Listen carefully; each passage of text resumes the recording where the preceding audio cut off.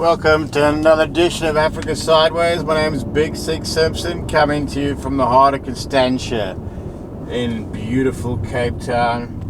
We've got the Peugeot 308 for you today, car of the year in 2014 in Europe, based on the C4 base with a kind of an executive German tinge on it. This is up against the GTI. Not so much the GTI, but your stock standard Golf, your Jetta, your 3 Series Beamer. Very competitive segment. And the French have gone away from the happy, clappy, hippie styling. It looks like something designed in Berlin at the moment.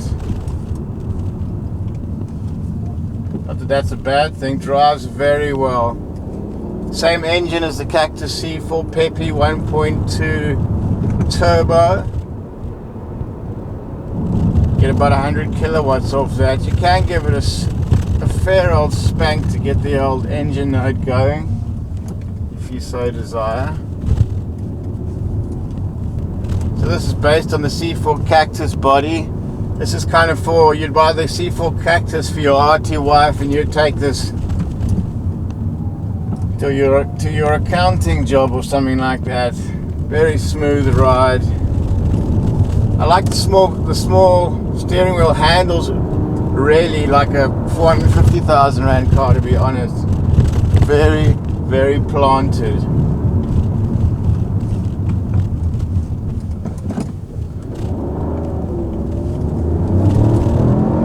When you put your foot down, it's all there.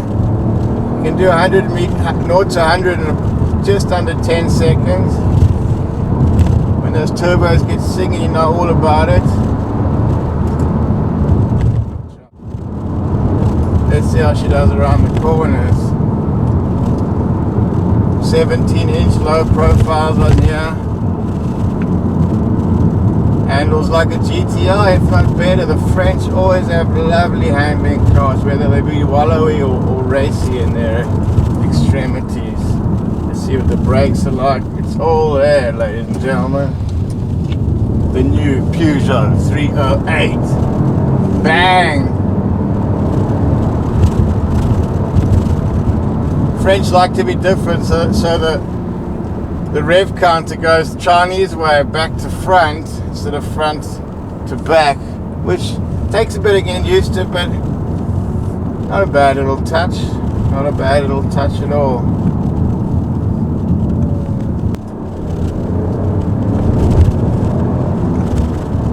So, in terms of fuel economy, claimed 4.6, 4.9, but in reality it's closer to 7. They put the small engine with a big turbo so you can get low emission stats, but in real world, when you wanna dig it in, you ain't gonna get that kind of return. But by no means, but still frugal. Make no mistake about that.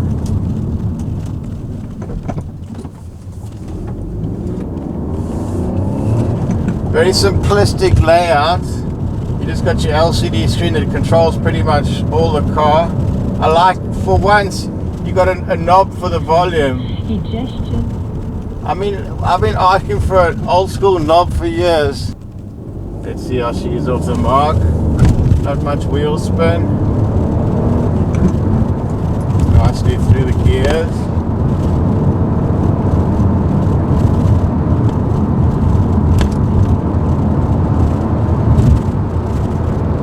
Really does handle nicely.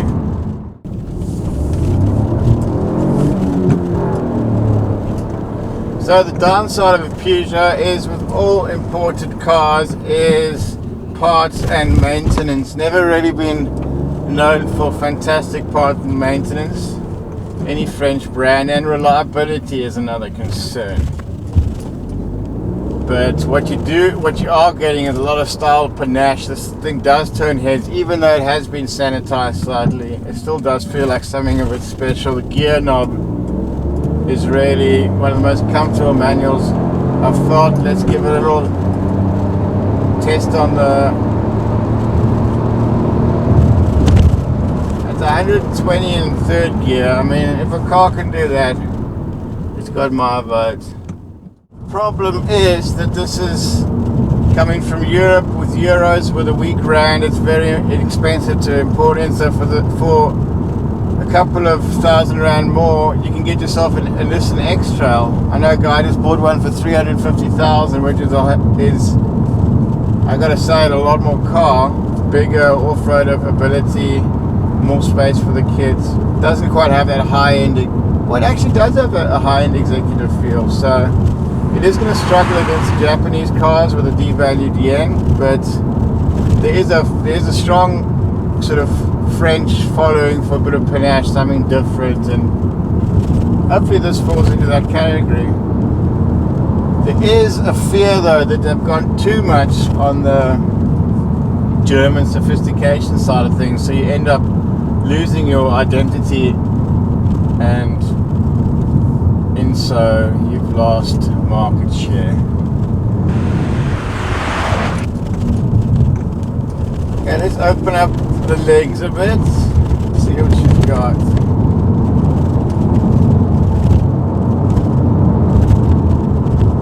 A lovely long third gear, yeah. And we keep it planted. That's 125. Too fast, yeah.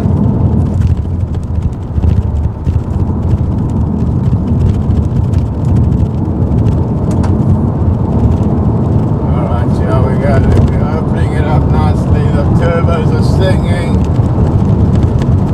It's still in third gear. Gotta love that.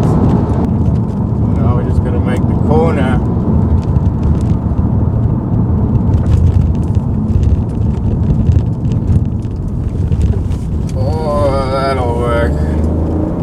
Lovely handling.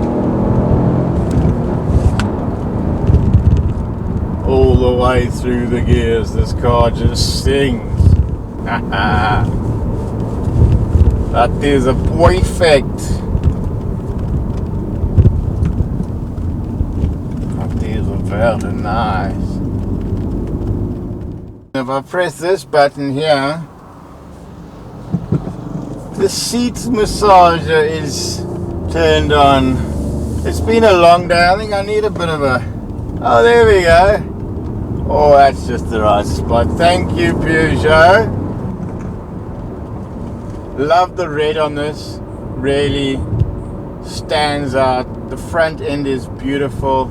The back end ain't bad either. I find a lot of new cars that they spend a lot of time designing the front end, but not enough time making beautiful rear ends.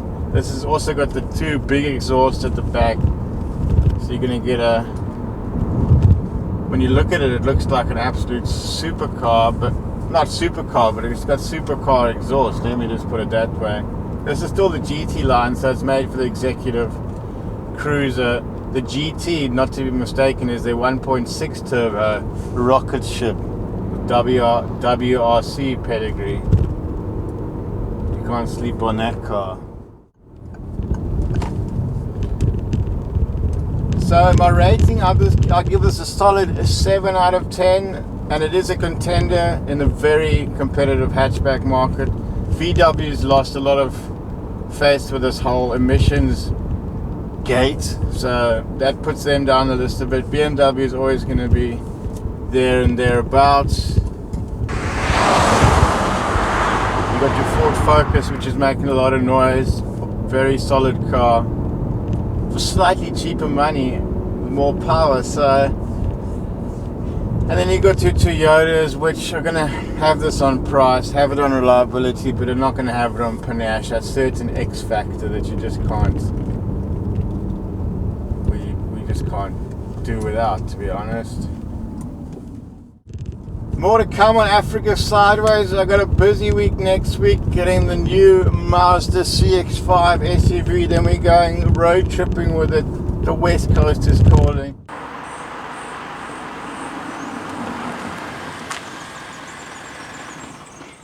Catch you next week, Africa Sideways.